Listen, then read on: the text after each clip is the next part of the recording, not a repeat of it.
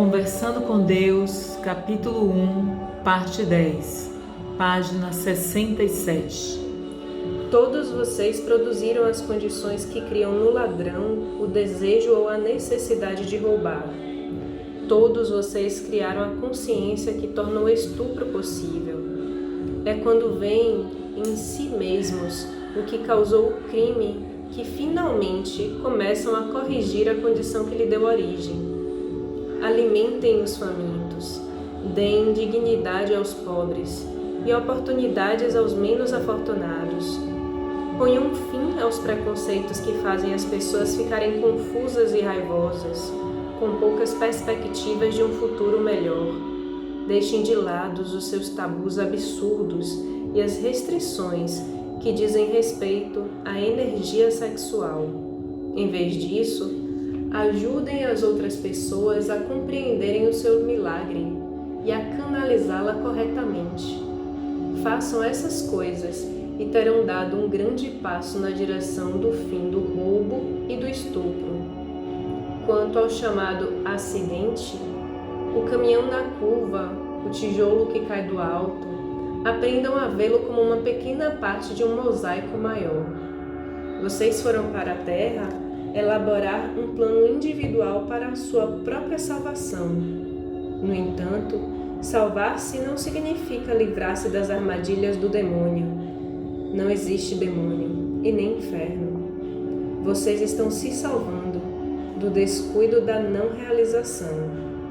Essa batalha não pode ser perdida. Vocês não podem falhar. Portanto, não se trata de uma batalha. É apenas um processo. Mas se não souberem disso, acharão que é uma luta constante. Podem até mesmo acreditar na luta durante o tempo suficiente para criar toda uma religião em torno dela. Esta religião lhes ensinará que a luta é o objetivo de tudo, o que é um falso ensinamento. Não é lutando que o processo continua, é rendendo-se que a vitória é assegurada. Os acidentes acontecem porque acontecem.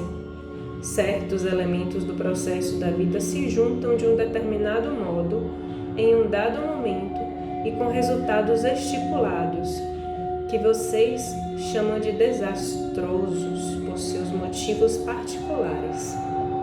Contudo, podem não ser desastrosos, dada a determinação da sua alma. Eu lhes digo, não existe coincidência e nada acontece por acaso. Vocês atraem para si todos os eventos para poderem criar e experimentar quem realmente são. Todos os verdadeiros mestres sabem disso.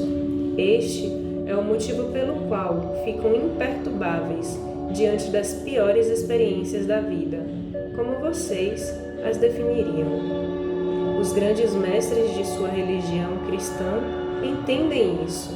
Sabem que Jesus não ficou perturbado com a crucificação, mas a esperou. Ele poderia tê-la evitado, mas não a evitou. Poderia ter interrompido o processo em qualquer ponto. Tinha tal poder, porém não fez isso. Permitiu-se ser crucificado para ser a salvação eterna do homem. Vejam, disse ele, o que posso fazer? Vejam o que é verdade e saibam que também farão essas coisas e muitas outras. Eu não disse que são deuses, mas vocês não creem. Se não puderem acreditar nisso, confiem em si mesmos e em mim. A compaixão de Jesus era tanta que ele implorou por uma forma e a criou, de causar tamanho impacto no mundo que todos poderiam ir para o céu como realização pessoal, se não de outro modo, através dele, porque ele venceu o sofrimento e a morte, e vocês podem fazer o mesmo. O maior ensinamento de Cristo não foi que vocês terão vida eterna, mas que têm. Não que terão fraternidade em Deus, mas que têm. Não que terão tudo o que pedirem, mas que têm. Tudo que é preciso é saber disso, porque vocês criam a realidade e a vida só poderá ser para vocês como pensam que será. Pensar é o primeiro passo na criação. Deus Pai é pensamento. Seu pensamento é o Pai que dá origem a todas as coisas. Essa é uma das leis de que devemos nos lembrar. Sim, O Senhor pode me dizer quais são as outras? eu disse para vocês quais são todas elas, desde o início dos tempos, repetidamente. Eu lhes mostrarei e enviarei um mestre após o outro. Vocês não ouvem os meus mestres, vocês os matam. Mas por quê? Por que matamos os mais santos entre nós? Nós os matamos ou desonramos? O que é a mesma coisa. Por quê? Porque eles se opõem a todos os pensamentos que negariam a mim. E vocês negam a mim quando negam a si mesmos. Por que eu ia querer negar ao Senhor ou a mim? Porque tem medo. E porque minhas promessas são boas demais para serem verdade. Porque não consegue aceitar a verdade maior. E por isso tem que contentar-se com uma espiritualidade que ensina medo, dependência e intolerância, em vez de amor, poder e aceitação. Você está cheio de medo, e o seu maior medo é de que a minha maior promessa possa ser a maior mentira da vida. E então, cria a maior fantasia que pode para defender-se disso. Afirma que qualquer promessa que lhe dá poder e garante o amor de Deus deve ser a falsa promessa do demônio. Diz a si mesmo que Deus nunca faria tal promessa, apenas o demônio, para tentá-lo a negar a verdadeira identidade de Deus, como uma entidade temível, ciumenta e vingativa que julga e pune. Apesar do fato de que essa descrição se encaixaria melhor na de um demônio, se existisse um, você atribuiu características demoníacas a Deus para convencer-se a não aceitar as promessas divinas de seu Criador, ou as qualidades divinas do eu. Tamanho é o poder do medo. Eu estou tentando me livrar do medo. O Senhor me falará novamente mais sobre as leis? A primeira lei é que você pode ser, fazer e ter tudo o que imaginar. A segunda lei é que você atrai aquilo que teme. Por quê? A emoção é a força que atrai. Você experimentará aquilo que teme muito. Um animal que considera uma forma de vida inferior, embora os animais ajam com mais integridade e coerência do que os seres humanos, sabe imediatamente se você tem medo dele. As plantas, que consideram uma forma de vida ainda mais inferior, reagem às pessoas que as amam muito melhor do que as que não se importam com elas. Nada disso é coincidência. Não existe coincidência no universo.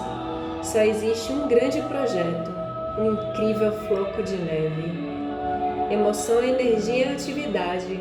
Quando você ativa energia, cria efeito. Se ativar energia suficiente, criará matéria. Matéria é energia acumulada, ativada. Se você manipular a energia por tempo suficiente de um determinado modo, obterá matéria. Todos os mestres conhecem essa lei. É a alquimia do universo, o segredo de toda a vida. O pensamento é pura energia. Todos os pensamentos que você tem, teve ou terá são criativos. A energia do seu pensamento nunca acaba, nunca. Deixa a sua essência, a sua mente no universo, expandindo-se para sempre. Um pensamento é eterno. Todos os pensamentos se solidificam, encontram outros pensamentos zigue-zagueando em um incrível labirinto de energia, criando uma forma sempre mutante de indescritível beleza e inacreditável complexidade. Energia similar atrai energia similar, formando, para usar palavras simples, massas de energia do tipo similar. Quando massas suficientes de energia similar se encontram, grudam umas às outras. Para usar outro termo mais simples, é preciso uma quantidade enorme de energia similar para formar matéria, mas a matéria se formará de pura energia. Na verdade, é o único modo pelo qual pode formar-se. Quando a energia se torna matéria, continua a ser matéria durante muito tempo, a menos que seja desintegrada por uma forma de energia oposta ou dissimilar. Essa energia dissimilar, agindo sobre a matéria, de fato a desintegra, liberando a pura energia da qual era formada. Em termos elementares, essa é a teoria por trás da bomba atômica de vocês.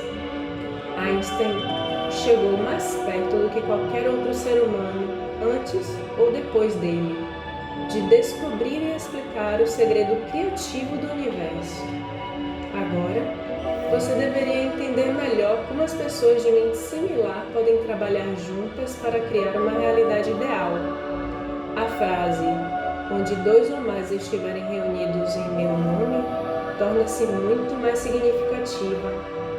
É claro que quando sociedades inteiras pensam de um determinado modo, com muita frequência acontecem coisas surpreendentes, nem todas necessariamente desejáveis. Por exemplo, uma sociedade que vive sempre com medo, de fato, inevitavelmente produz o que teme mais.